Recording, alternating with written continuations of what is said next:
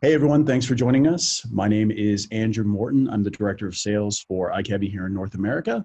I'm coming to you with the next video in our Fleet Beat series. Today I'm joined by a good friend of mine, a retired rock and roll god and project manager for Yellow Checker in San Jose, Ivan Gonzalez. Ivan, thank you for joining me. How you doing, man?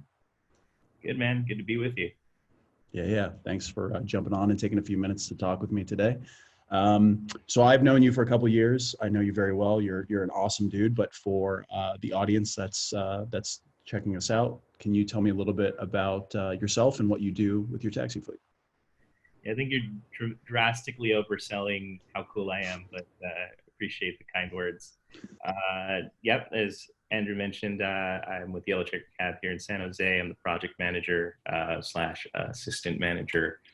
I've been with the company since 2013. I entered the industry right around the time that Uber was really sort of emerging in our market, and started in the call center, kind of worked my way up, and got to really know the owners and sort of really loved the company, and felt like it was a good place to sort of grow deep roots and continue to grow, and approached the ownership with an opportunity for me to sort of get more involved in the operation, and sort of an opportunity came up to offshore our call center, and that's sort of how I kind of got more started to really cut my teeth into how a taxi business operates, and really in the midst of a disruption, right? So that was kind of an interesting intro into the industry for me. Yeah. Very cool. Yeah, I mean, no, it's cool because, like I said, you and I kind of came into the industry around the same time, and so I think we shared sort of a connected experience in that, and kind of have grown through the industry together. But yeah, so I know you said somehow you're like way more successful than I am. So I don't that's again, I think you're overstating my credentials here again, but thank you. So I'm always curious to hear, because I kind of fell into the taxi industry from the hospitality industry, and I know you said you started in the call center, but yeah, like how did you get introduced? Like what brought you into the taxi industry? So really it was, my background was in building operations. I was working for a subsidiary of Expedia. And as you mentioned prior, or in the intro, I was a musician, and that was really sort of my focus, and wasn't really taking my career very seriously. And through some personal changes, just kind of felt like I needed a something with flexible hours that could really allow me more time with my family and kind of focus there. And so that's kind of what led me to the call center, just kind of a graveyard position that really didn't feel like was going to go anywhere. And but started hearing things about this company Uber, and app-based orders and things like that. And so I felt like there was certainly an opportunity there to kind of face that challenge, and maybe add some value to the company in a way that could help combat Uber and Lyft, and so that's kind of how I got more involved in the operation. But yeah, it was very interesting, just kind of how it all sort of came together, just through just personal situations that brought me into the cab company. But it was good. Sure. Yeah, no, it's funny. Like I said, I know we came in kind of around that culmination point, or that time when Uber and Lyft really came into the market. But both, again, like kind of interestingly, very similar, both fleets kind of operating on iCabbi. I'm curious to know or kind of understand your evolution with the usage of the product. I mean, if I, again, know the history correctly, you really came on and kind of started taking over the strategic initiatives within the business. And that's really when you got deeply engage. So I'm kind of curious to hear your perspective on the product and how you have used it and how you've evolved with it, or it has evolved with you. Yeah, like I said, when I entered the industry, it was just as the Uber disruption was sort of becoming a thing, and and so I think that at the time when I first kind of started, we were a mobile knowledge customer, and we were looking for a solution that could help us compete with Uber. And and so I think that kind of got us looking around for something else that was out there, and that kind of led us to Kyle Summers, and um, he came to our office and did a few demos, and we really liked the what we saw, and really the appeal was the cloud computing capability, right, which is something that was sort of new to us. Um, we liked the ability the scalability that offered, in terms of staffing levels, and and then streamlining certain processes that existed in the business at the time. So really for us, iCabbi helped us sort of look across our organization at ways to cut costs operationally, or to streamline certain processes through automation. Outsourcing was a big one, and it's interesting because the that process of offshoring, that function started in our legacy system, and then the migration to iCabbi happened in the midst of that. And so it was interesting to sort of see the two approaches from a training perspective.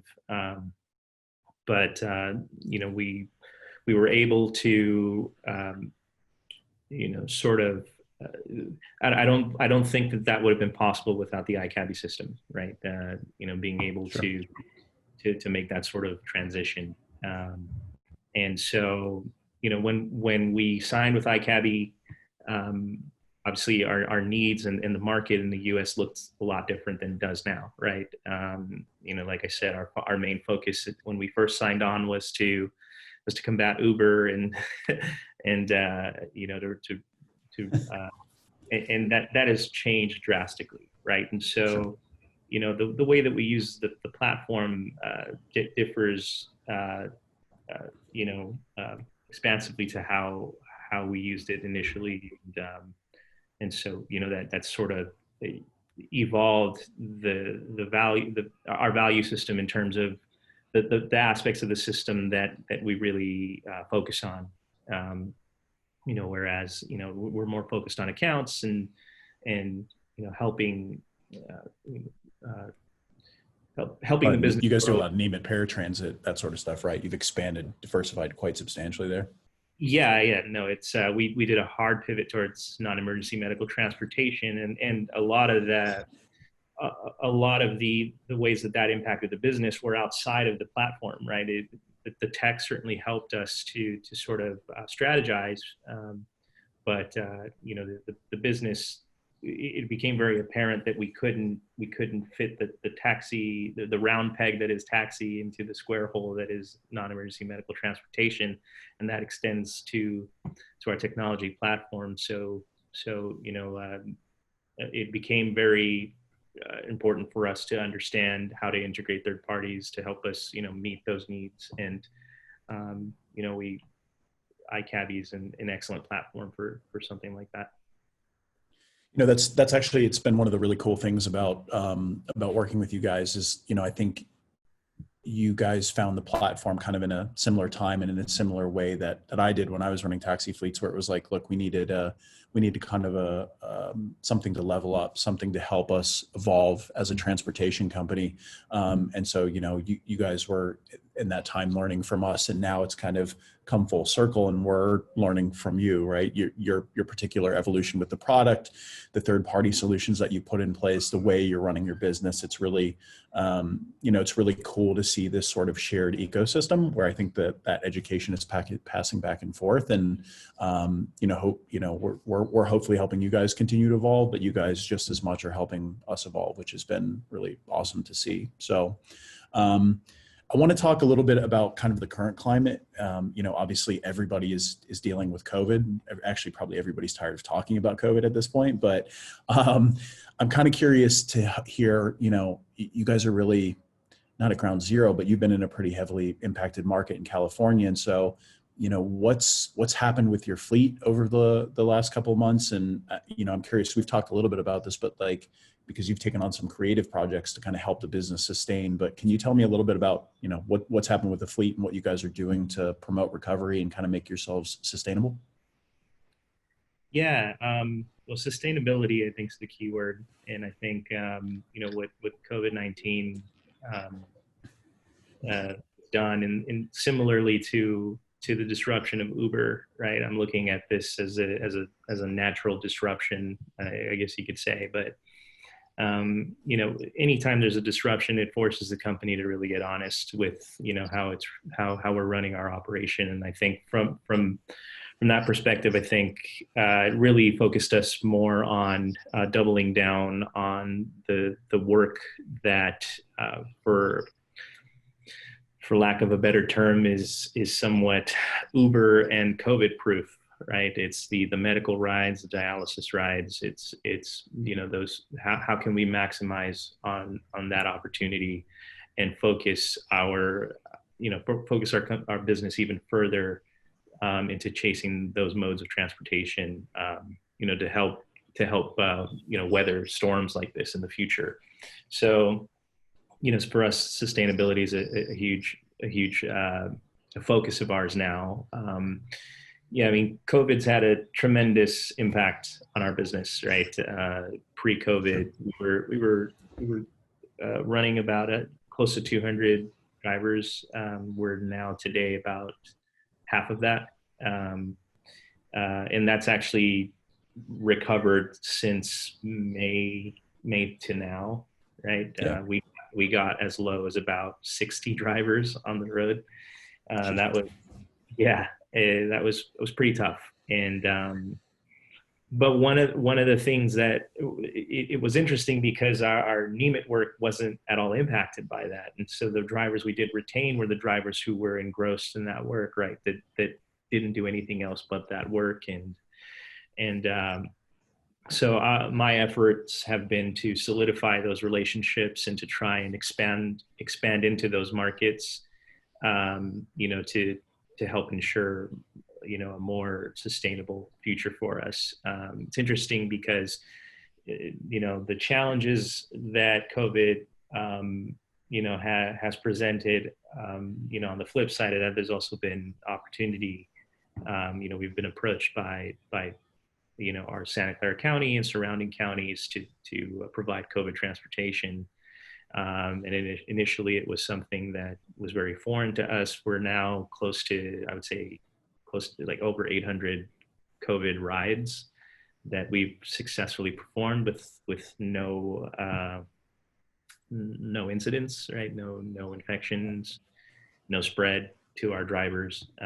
So it's, we've managed to really build a model with our counties, to sort of be an option for transportation amidst this pandemic, which is a really great thing for our business as well. So the impact hasn't all been negative, I suppose, right? There's been certainly some opportunities that we've jumped at. As you know, we on top of the pandemic, we were also ravaged by wildfires around this area. So that's also sort of presented more opportunity for us to, and I guess COVID was sort of an entry point for that. And the counties have reached out to us to do fire evac, and, kind of bringing that full circle to iCabbi. We've managed to really grow into those areas very quickly, and on demand by relying on iCabbi's, on the iCabbi platform to be able to build these models up really quickly and configure them into the back end of our system, and then follow that up with good, strong procedures and protocols on the front end, to sort of round out the actual, com- completion of those rides, which it's really interesting to see. It's kind of funny now as I'm sitting here talking about this, like my experience in the industry has been sort of permeated by disruption and chaos and, and turbulence, and Sure. it's really cool because it's helped us innovate. It's helped us to stay on our toes and stay creative. We're facing some very serious challenges in the coming weeks. On top of that AB5 and all the uncertainty there with independent contractor status and how that's being reassessed. We had a pretty good scare there last week with Uber potentially shutting down. Was that last week or 2 weeks ago? Yeah, about a week ago, I think. Yeah. So we were gearing up to just be inundated with taxi requests, and I think everybody's too fond of Uber. It's a lot different here in the U.S. than it is in the U.K., where they just kick Uber out. Yeah. Makes you a bit, almost makes you a bit nostalgic though, when the guys that that I myself in particular learned from the business, they're like, yeah, we used to run and pick up all these cab trips. And you're like, I can't remember a time when there wasn't disruption in the industry. It's Absolutely. crazy. No, absolutely. But, it's funny. I was just going to say, Larry used to tell this joke about, right around the tech boom here, which I guess was back in the 90s. He said it was the golden era of taxi. You had all of these people with money that needed to get places. I don't know. He said something like, you couldn't get a cab unless you had a $20 bill taped to your forehead. Yeah, it's not surprising. Wouldn't have been as fun though, right? Like who would, what's the challenge in that, right? So no, it's funny. No, but I mean, what's cool about that is like, watching you guys again and evolve, and I've gotten to kind of see your business over the years on both ends of it. But like, it's something that I think a lot of fleets can borrow from, because you guys have really focused on diversification and kind of, always keeping your eyes open to these market evolutions. And so when stuff like that happens, when there's opportunities, as you've called them, whether they actually look like an opportunity or they look like a pandemic or a natural disaster, you guys are observant of it, and you're put in a position to take advantage of that rather quickly. And I think, that sort of diversification creates the most stability for any business in any industry. So, if there's anything learned out of that for any other fleets that are looking to you guys, I think it's the ability to respond and to scale with those different things as they come along and take advantage of them, which hopefully we've played a little part in, but I think, you guys have done a great job of leading the charge on that. So I appreciate that, man. Yeah. I think one of the things that I've learned, through my time in the industry has just been, the resilience of industry, of this industry, right? And it's something that's really earned my respect. Just kind of, I still sort of feel like a new kid, just kind of learning all of this, and me too. As much of a value as we can place on tech, right? And I reside in Silicon Valley. There's tech all around us. As much value as we want to place there, I think that the versatility and resilience of the taxi industry is built upon people. It's something that I've always told the taxi drivers that I encounter, right? It's, I always commend them for the versatility, right? Our drivers have really sort of rolled with these changes. NEMT is a heavily regulated industry that, and the requirements to perform that work, trickle down to the driver level. And there's a lot to take on as a taxi driver, on top of the permits and the licenses. At the base level, there's trainings, there's ADA sensitivity and regulations to be concerned about. And our job has really, our identity as a third party administrator, has really evolved into helping drivers be educated and helping them adapt to that, to those business levels. And, credit to iCabbi, the if not for if not for their API and the ability to integrate third parties, I don't know that we could have evolved the way that we did into these modes. Sure. So it's been good. Appreciate that, man. It kind of brings me to a question I wanted to ask you, because I think you guys have, great visibility on what's happening around you, but also great vision on how the transportation space is kind of evolving. So I'm curious to get your perspective or your insight. What's something in the transportation space that you're really interested in right now, or you're kind of watching evolve, and that people should be paying attention to over the next couple of months or couple of years? Yeah, I mean, it's different. Like, I mean, it's difficult to answer that because there's certainly things that interest me on a global scale, right? And when you look at it in the context of transportation and where taxi fits into that, right? I know mobility as a service, has sort of been kind of evolving and emerging now for some time. I am excited to see how taxi fits into that, and how iCabbi is sort of moving into that space. Mobility as a service, micro transit, things like that. First mile solutions; those are things that's buzzwords that cities love to throw out there, and taxi could be a vital link in that chain. And so it's an interesting opportunity. I've been interested in that for a couple of years now, and the thing that interests me about it is that it incentivizes taxi where there is no incentive to use taxi, right? Sure. It makes us a link in that chain, which is a good thing. Being part of that ecosystem is an important thing because I think it'll introduce people to your brand that maybe wouldn't otherwise use the brand, use your services, excuse me, unless introduced through it through this ecosystem. So that's something really cool to look out for. More on a localized front, right? I think obviously the implications of AB5 are obviously very concerning to us. I know Larry Silva, the owner here, has been doing his part to really work with his organization to try and, solidify our business model a little bit more and differentiate us from Uber and Lyft, because we just aren't the same thing, right? And so lumping us in with that is problematic for us, and truly misrepresents,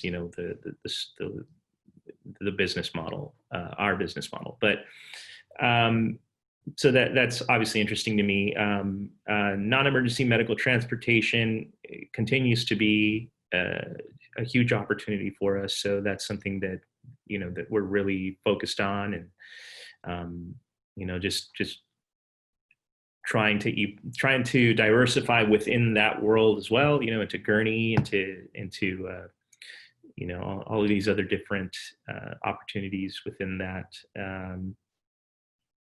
I don't know. I wish I had something sexier to to. No, but they're that's realistic. Like, they're great places to plug in, and I think you guys, again, I trust that feedback coming from you, because you've been able, again, to identify those niches, and you've been able to go in and play in that space and operate really successfully. So I think it's isn't always the most glamorous or the most sexy response, but it's a way that's going to provide sustainable diversification for your business. And so I think that's important. Yeah. I mean, another thing for us, obviously, I mean, there's different ways we're looking at restructuring our business, potentially forming a TNC, potentially branching our non-emergency medical transportation work into a separate arm of the business. Commission models, we've talked about doing that, doing more revenue type stuff. Yeah, absolutely. Perhaps an employee-based company to serve different modalities. There's a lot of opportunity there. I think the coming weeks, the challenges in the coming weeks, with COVID and how this is all going to play out, I think are really going to, you know, uh, dictate our focus, and Sure. but coming through this whole thing, whenever this thing goes away, we can. There's some exciting things that I think we're looking forward to, and a lot of great opportunities ahead. Well, so I would then, kind of, I guess, sort of as a segue question, I would then ask you, if if there were a taxi fleet that were to come to you right now and say, hey, give me some advice on what I should be doing with my business or where I should be focusing. What's kind of what are one or two key strategies that you would suggest to a taxi fleet, another taxi operator right now? I think it's definitely important to understand that, uh, you know, it's definitely important to, obviously, non-emergency medical transportation. I feel like I keep saying that over and over Bread again. and butter. Just because Yeah. because of the sustainability, the scalability there. I think it's certainly important to get deeply involved with the communities that you serve. And that's kind of been more of my focus, is trying to get in tighter with our county, and letting them know that we're here, and that we're here to help, to sort of strengthen those relationships. I think that there's, from a technology standpoint, you certainly need something that's going to allow you to scale very quickly. It's unrealistic to expect, your platform to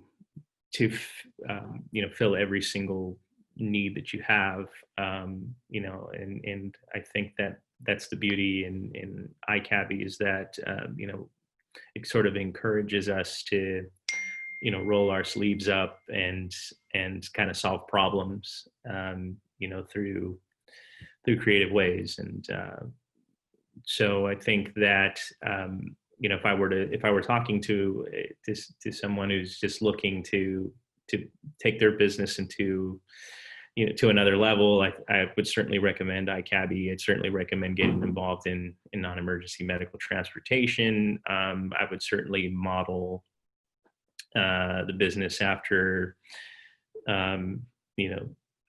some of the great things that that we've done here, and I know some of my friends across the country are doing as well. And just sort of, I don't know. It's I think it's certainly important to automate as much as you can, as well, to sort of keep your operational costs down, and also to, I don't know.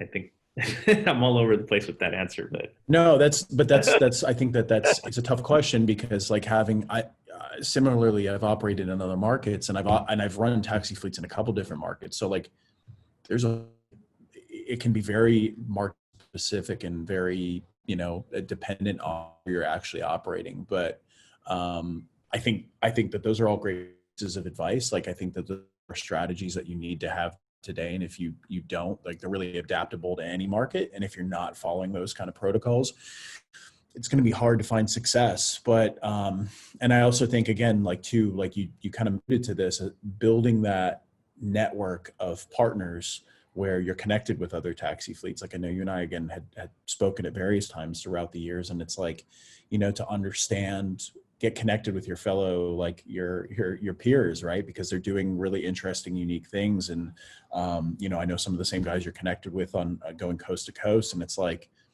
there's a ton of strategies, best practices, collaborative opportunities that you guys can work on. And I think, that we've been a little bit segmented as an industry for a long time. And so I think that interconnectivity provides a more sustainable path forward for us. So, yeah, I think, listen, I mean, go ahead. sorry, go ahead.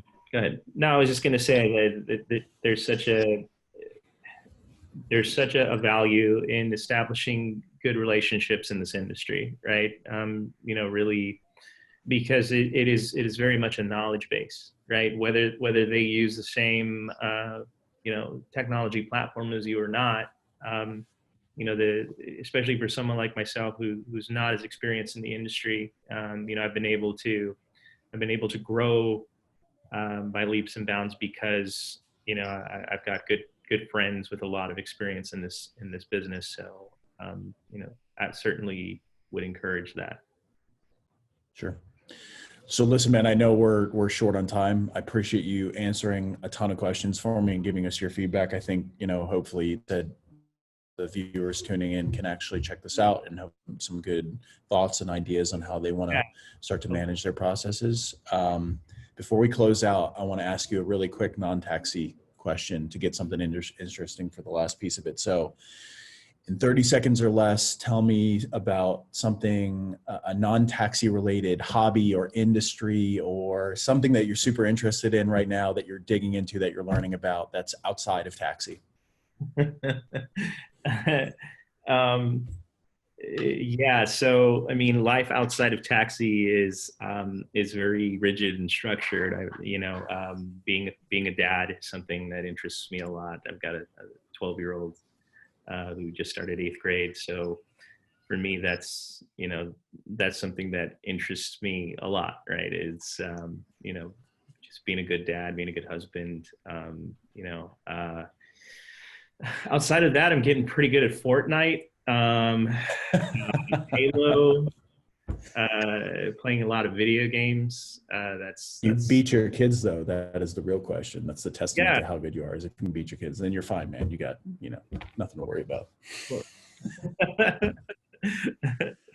Listen, man, I'm super appreciative of your time. Thank you for jumping on and doing this with me. Like, I've had a blast. It's always good to catch up like this. And I hope, like I said, everybody who tunes in and watches this will get something out of it too. Actually, I'm sure they will. So thank you very much for doing this with me. Yeah, man. Anytime. Good talking with you.